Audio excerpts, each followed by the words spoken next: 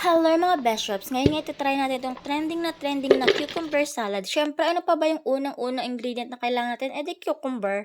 Tapos nilagyan ko nga lang yan ng 1 can ng Century Tuna. Alam nyo ba, muntik pa nga nag-epic fail dahil akala ko madami pa kayong mayonnaise dyan sa ref. Pero ayun nga, wala na pala kasi nilagay na nasa sisig ni Marlo na pulutan niya. Medyo nakahinga na nga ako ng maluwag dyan dahil meron akong nakitang Japanese mayo sa ref at yan, may magagamit na ako sabi ko. Pero nagkamali ako dahil naghihingalo na rin siya for the taktak tuloy ang person. Dalawang beses ko nga lang tinaktak at tinigilan ko na dahil ayan no, mukha na siyang nakakaawa, di ba? Tapos nilagyan ko nga lang din niya ng sibuyas, paminta at kung gusto niyo naman may konting anghang, konting sip, ay lagyan niyo ng chili flakes. E di ayan na nga, tinakpan ko na tapos kinulog-kulog ko lang. Nasa pagkulog-kulog nga daw na nalagyan niyan yung sekreto para sumarap yung cucumber salad na yun. Ewan ko, sabi lang nila. Sige, tingnan nga natin. Yung anak ko nga nakialam na, hindi na kontento sa pagkulog-kulog ko at ayan, kinulog na din niya. Kala mo naman ang daming beses kinulog, no? At tiyareng, after 10 years, eto na nga yung cucumber salad natin. Titikman ko muna ng wala.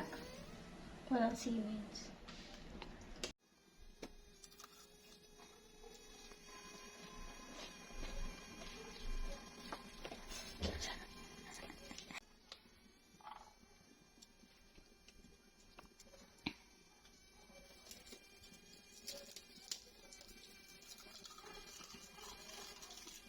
Harap ka dito.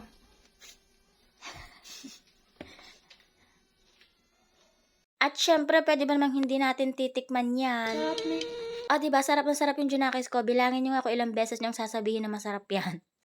Opo, tanggal mami. Tanggal mami.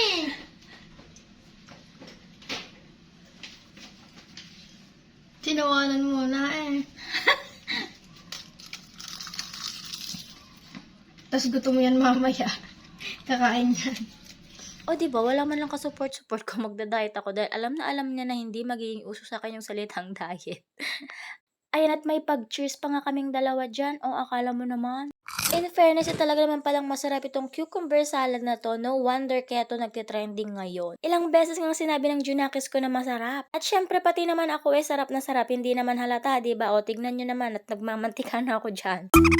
Uy, natatakam na rin yan. Sige na, push mo na yarn. Promise, di ka magsisisi tapos ulit-ulitin mo na siyang gawin. Ayun lang. Shalemet.